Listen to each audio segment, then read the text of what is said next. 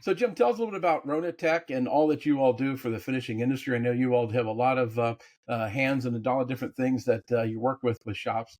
Give us an overview of all that you all have available for the finishing industry. Absolutely. Yeah. So Ronatec's been around since the 1970s. We Mhm. manufacture chemicals and equipment for different types of applications, but predominantly electrolysis nickel, anodized processing, electropolished chrome, bright nickel, and zinc bright. Mhm. On the equipment side, we manufacture everything from our $3 filters all the way up to $10 million plating lines that we've built for companies like, um, well, ones that some big ones out there. They don't like saying who. Um, and then we also we have a calibration division, and we also do a lot of consulting where someone might have a problem for example, Ping Golf had an issue last year with the process. So we were able to focus on what those issues were and work through it with them so that they had a successful club again. Gotcha. Gotcha. A lot of that. Yeah. I know you're a family owned or a business for the most part. How did you guys all get your start in the finishing side? Sure. My father, Sean, had worked for a company, Ardrox, which ended up getting acquired by Chemetall, which ended up getting acquired by BASF. And he was there Hmm. for 30 something years. And then while there, he invented a system that removed organics from large nickel brighteners tanks. Hmm. So mostly focused on the automotive wheel industry, which was really big in California at that time. Hmm. And while I was going to San Diego State, I would sell and service Hmm. those removal systems, and that's when I really got an interest in the industry. I've been going into shops with my dad since I was 6 years old, back when you used to be able to do that kind of stuff. Right. And No violation there. Yeah. yeah, Yeah. and then we bought Ronatec in 2007 from a wonderful man named Bill Schmidtke, who unfortunately passed away a few years. Hmm. Gotcha. Gotcha. Yeah. So, like I said, you guys have been doing this for a long time. I know, like you said, when you started out, what was it that you were offering? Was this chemistry that you guys were offering and consulting? Yes, predominantly chemistry. Hmm. The equipment was on a much smaller scale, a pump here, a pump there, mostly distributing, not manufacturing much on the equipment side. On the chemistry side, we have had a number of our own products since, again, that date back to some of them in the 70s, some of our legacy products. Gotcha. Right. And so you all also, I guess, have some partnerships where you distribute some other name brand products, some other chemical suppliers. Is that correct? Still. Yes, we do. We distribute for a number of companies that look to us to have representation, or sometimes with our warehouse arm, we're able to get products to their clients a lot faster. So we have warehouses in, two in California, one in Hmm. Oregon, Colorado, Arizona, Dallas. Looking very soon to put one into the upper Midwest, and then uh, North Carolina and Florida. So Gotcha. we manufacture at a few of those locations as well. So they're just not distribution points, but also uh, manufacturing and purchasing. Manufacturing. Right. I guess it's got to be, you guys are pretty, I'm assuming so you have your own products and you carry product lines from other ones. You're pretty, I guess, agnostic about that. You can kind of give an honest opinion to people dependent upon their product. I know, I've dependent upon what their need is and not just pushing one particular product or one brand. I mean, you guys have your hands on a couple different things, which would probably service the customer much better. That you're telling them, this is exactly what's going to work for you this time. Exactly, yeah, and we won't push a product unless we know that it's working. Obviously, we don't want something out there that we supplied, even if it has someone else's name on it, that isn't the best product for the end client. So Hmm. try to make sure that our client is always taken care of in the best way possible and most cost effective way possible. Gotcha, gotcha. Yeah, you guys have been kind of like you said, growing. You're based in Southern California, but that's not where you're based, right? Well, so to speak, that's not your reach. You've been acquiring some companies slowly over time. Tell us about that and what part of the U.S. you all can serve. Sure. So we've acquired we kind of took over a company named R&R back in 2010, and then We acquired Sakatech, which is an engineering company and automation company, to service that better, to combine that with our plating line manufacturing.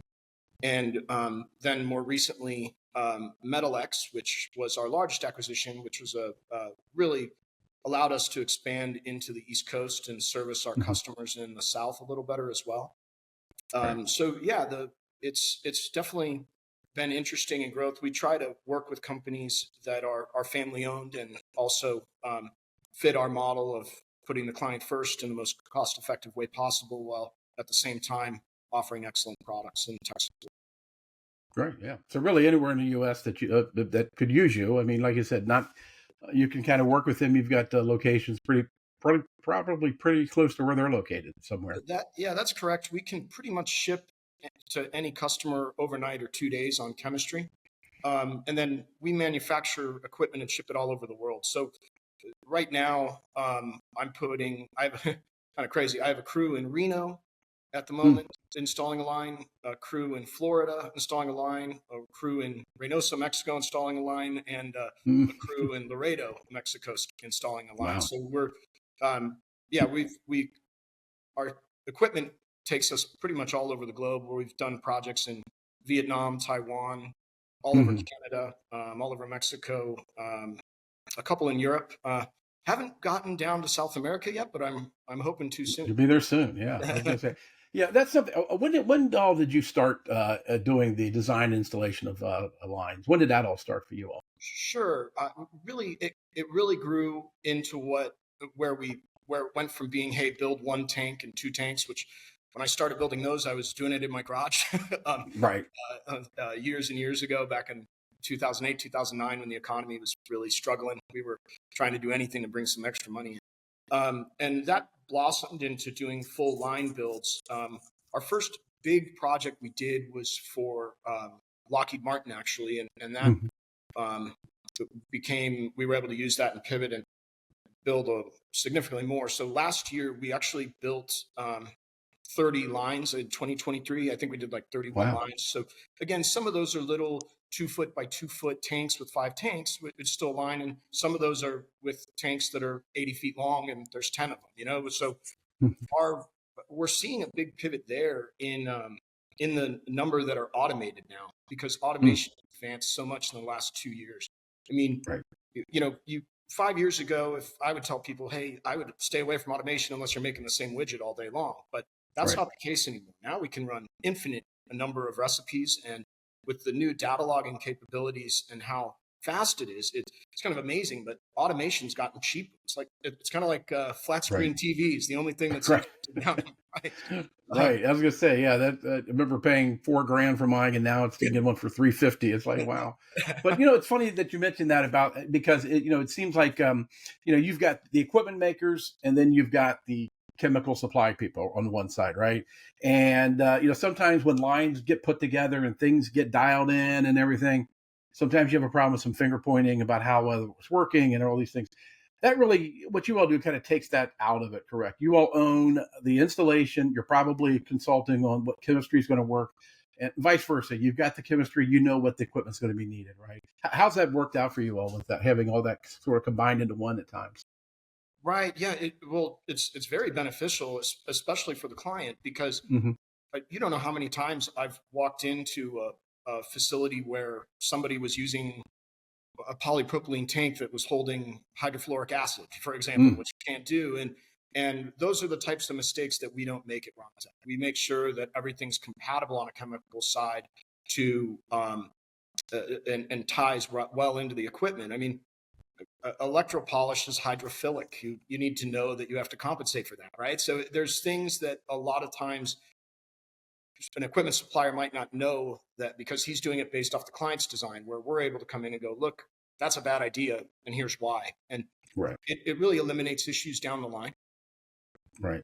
And really, like you said, you've got to have these lines very efficient. And sometimes something a little tweak like that, you get double digit percentages of efficiency improvements, right? I mean, those are the things that really make these lines hum if you can kind of get them synced and dialed in with that. And to have that set of eyes to know how the chemical is going to work or how this particular part's going to work, I guess really is a huge benefit to the shop that you're putting those in for.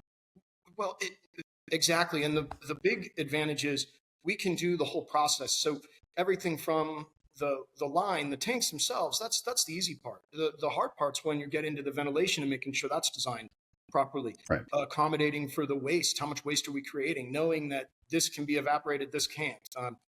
Tying in a water recycling system on certain tanks, but not others, to make sure that those are we're reducing the footprint, if you will, of and reducing cost for the client. I mean, when you can tie all those things together at one package, as you said earlier, it eliminates that finger pointing because you they can only point at me.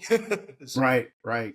And really, and I've heard this from some shops that, when they've had some lines installed and then they, 2 years later they thought, damn it, I wish we'd done something, you really get one shot at this, right? You've got to get it right. You've got to get, or else you're going to be spending more money down the road. And I think that's what it really is that, you can kind of encapsulate that as to a one vendor that like you all that's going to do that and really manage it and put it together uh, to really work as efficiently as these lines need to work for these people. yeah, and planning for the future. I mean, when you a ventilation system, I always oversize those by 20% because you don't Right. know if the local air quality control is going to change the rules next year. Currently, in some states, you're not required to ventilate certain things, but it's a lot less expensive now to ventilate what you're supposed to, for example, to the California standard, than it is to try to come back and retrofit and add something at a later time. So I try to explain that to clients that we're not just planning for today, but we're building this line to last the next 10, 15, 20 years and trying to accommodate as much of the changes that we know the industry is going to bring into that now to save money in the long run, because it's a lot more expensive to retrofit than it is to build Right. it right the first time. Right. Yeah. Again, just to kind of summarize here, chemistry, you're going to help shops with their chemistry, picking the right chemistry. Again, you've got your proprietary ones that you all have developed and researched through your innovation. You're carrying some of the top lines that are made by other manufacturers across in the world with that. Like I said, used equipment. We didn't talk about that. You also have some used equipment, right? That people can, if they are so much inclined to need something, right? Yeah, yeah. We have a great used equipment website Mhm. that shows a lot of that, and then we team up sometimes with other vendors. A lot of the times, that equipment is in my facility. We have a large warehouse in Los Angeles, and then sometimes that equipment's actually at the client, the seller's facility too. That way, we're not paying the freight twice. Um, Right. and yeah, used equipment is great. I hate waste, so if we can reuse Right. something, I do. We also refurbish chillers, which a lot of people Mm, don't know about. And I actually prefer a refurbished chiller over a new one any day of the week because they're half the price and I can set it up to meet right. exactly what the client's need is. And we warranty those better than a train or carrier warranty anyway. Gotcha. So a lot of Yeah. our used equipment comes with warranties, especially chillers, water recycling systems, things like that. Right. Yeah. And then again, on top of that, like I said, the design and installation of systems and tanks and lines and things like that, which like I said, a lot of shops they're moving towards that. I know a lot of them are apprehensive about getting it, you know, uh, bringing somebody in to help them, start that process. But it is something they need to start having discussions about now, right? Just to you know Yeah, have an open discussion with you about it. What can be done? What can't be done? How can we do it? right. The biggest mistake I see shops make on when they're installing a new system is they send out and get a quote and then they execute a PO without having a drawing package, and that's a big problem. You don't Right. tell a contractor to build a house until you have an architect draw it up for you so the contractor Right. knows what he's building. So the process that we like to use is we engineer the line first for the client, where we have the drawings, we discuss this, what they like, what they don't like, why we're doing this, not that.